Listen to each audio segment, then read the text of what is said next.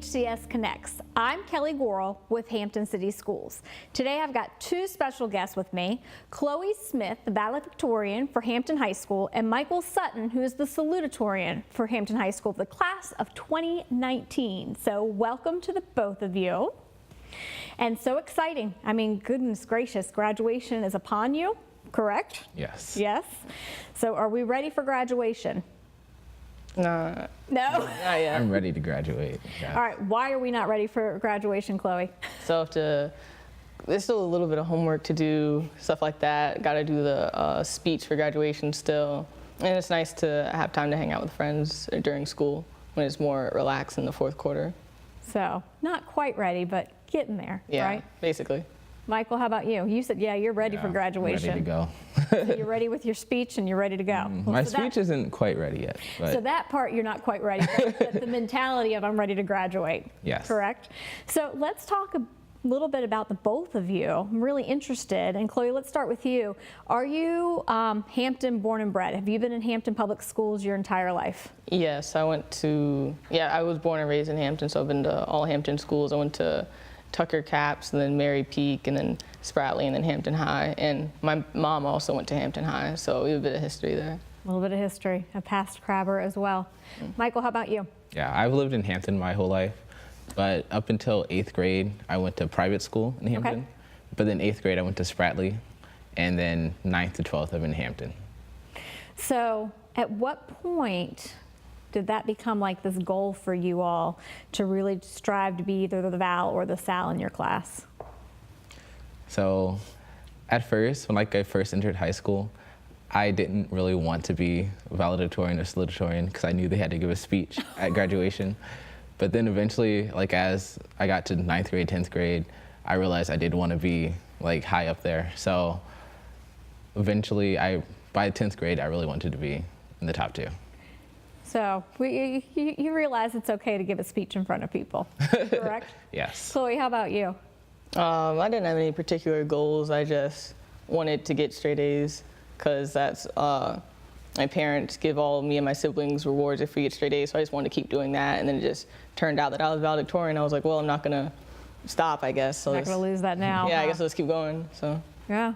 Well, so obviously good grades. I believe you're in the governor's school, is Yes. that correct? And then Chloe, your IB program. Yes. So different paths, but still a lot of work, hard work gone into that.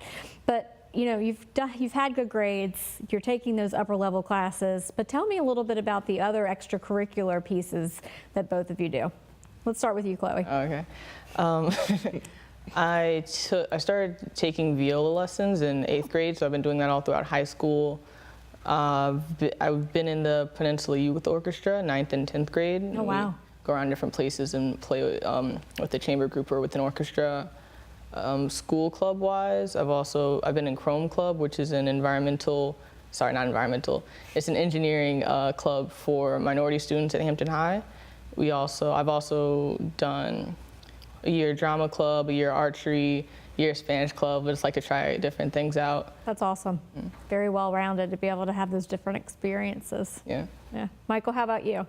So yeah, I've been in some similar clubs. I've also been in Chrome Club, Spanish Club.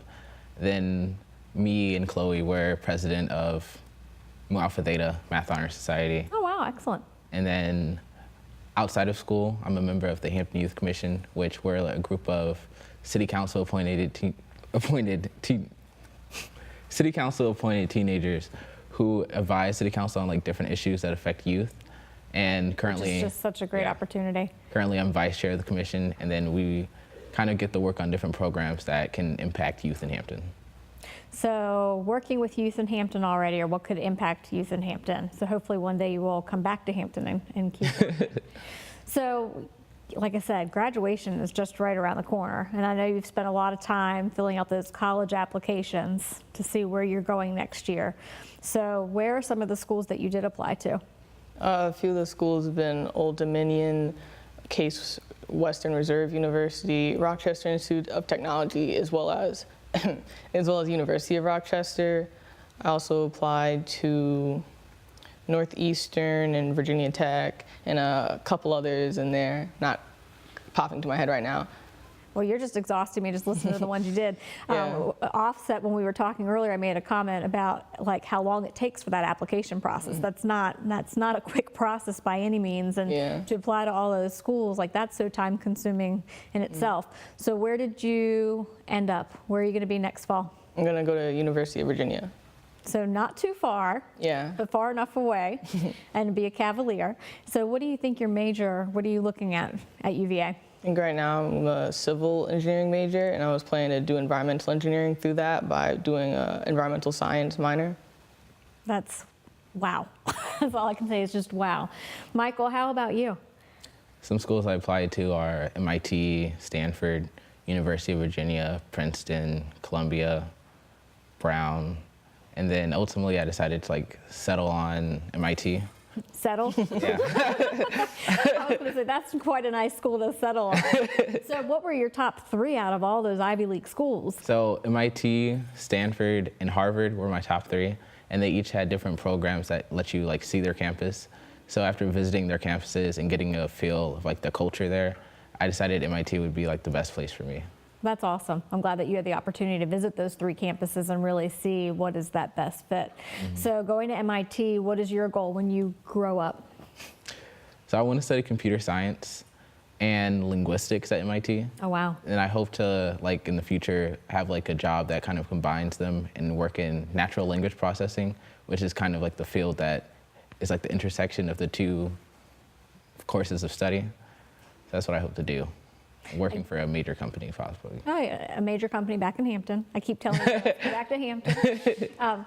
So a lot of different experiences, governor's school, IB, the different extracurricular things that you all have been involved in, from music to the youth commission, I mean, different honor societies and clubs. But what really is probably one of your fondest memories of Hampton High School? For me, I would say, so in freshman year, I had Miss Vinny to teach me math, and her class was just, it was really fun. Like, she just kept the students like energized, and she like had different games that she played, and then it was just a really fun experience to just look back on. Oh, that's awesome. Miss Vinny is a fantastic teacher, but also administrator now with the school division. Chloe, how about you? What is one of your fondest memories of, it doesn't even have to be Hampton High School, just in general with the city of Hampton? Oh, Hampton High School specific in class. In one of my engineering classes I was taking, me and my class partner, Jake, we had to build either like a boat or a hovercraft. And so we were the only one in the class who tried to build a hovercraft during this project, and we planned it out on the computers and like CAD, I think, and then we were able to send it to our teacher. He 3D printed out the pieces for us. Oh, that's awesome. And it was really fun trying to get that to work over a couple months. Ultimately, it didn't work that great, but it was still really fun just trying to get it to work, and it eventually moved around a bit. So I'd say it's a pretty much win, yeah. So if you had to really think, and you said Miss Vinny, you know, but if you had to go back and really think of your teachers or even a family member or somebody that's been a great mentor to you through this journey, because it is a journey and you're getting ready for the next chapter of your life, who do you think you'd give a shout out to or just a great big thank you? So another teacher I would give a shout out to is Mr. Horn. He's been my English teacher. Well, he was my English teacher 10th and 11th grade, and he was just like really, you could tell that he like cares about his students. And like even like in the times where like school shootings were kind of rampant, he like made it clear that if anything were to happen, like he'd sacrifice himself for us, and it just really meant a lot. Wow. So is English your favorite subject? No. Not even your No, favorite subject, but not close, one of your but- favorite teachers. Yes.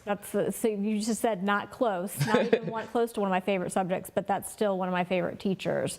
So that really shows you that teacher-student relationship and that mentorship and how they, you know, someone can really push you to that higher level. Yes. Chloe, what about you? Any teacher shout-outs or a family member? Probably my engineering teacher, Mr. Burns. He gave us a lot of opportunities in class to do really fun experiments, like I said, with the hovercraft thing. He also gave us lots of opportunities to try out new ideas. Like if we wanted to, we could come in after class and use the 3D printers to make personal objects. I know one of my friends liked to come in after class and try to make 3D models of different toys and stuff that he liked. And he also gave us fun, like, incentives, I suppose, because he was like known that he made a really, really great smoked turkey. So he was like, if any of you guys get a 9 on the exam, that's the max score. If anyone of you guys get a 9 on the exam, I'll give you some smoked turkey. I'll smoke you a turkey. Yeah. I ended up getting an 8, but he still came and gave me a turkey leg the next Oh, year. he gave you just the leg, not the whole turkey. Still pretty good, so you can just a leg. There you go. Very nice teacher. Awesome. So you've got a lot of legacy. You know, you said that you're very involved in school. As you're leaving, what would be your one piece of advice to any of your underclassmen? I would say get involved in like your community, your school, but like try to stay focused on things you're actually interested in. I know a lot of people who like try to just do a little bit of everything, but it's important to kind of stay focused on only getting involved in activities that you are interested in. I like that, you know, where your passion is, but I really like how you said get involved with your community and your school. That's a great piece of advice. Chloe, how about you? What would you say to those underclassmen that are looking at you all as you're getting ready to graduate? I would say, on a serious note, have very good time management. It's very easy to let things get away from you when you're trying to keep up with everything.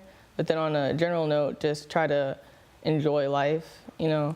Don't get too caught up in schoolwork because you don't want to graduate and then be like, I had such a horrible time and it didn't really do much for me. You have to have a nice work-life balance, and you should be able to think of this as a time that you got a lot of fun and personal growth as well as academic growth. You shouldn't just pick one or the other. Wow, I wish that I could be a sophomore or junior and listen to this and say, that's great advice, because you're right, it is about balance, because you are, I know you don't like to hear this, but you've been a kid in high school, and it's still that time of having fun and enjoying it, but also really stretching yourself and getting involved and really hitting hard on those academics. So, well, we wish you all the luck as you prepare for your speeches. Both of you need to write your speeches still for graduation, and you get up on the stage. We can't wait to see you there, and we wish you so much luck at UVA and MIT as you go on to your bright futures. So thank you for being here today. Thank you. And thank you for joining us on HCS Connects. In the meantime, stay connected with us. Follow us on Facebook and YouTube and Twitter. Jump over to our homepage or even our YouTube channel. Thanks, and have a great day.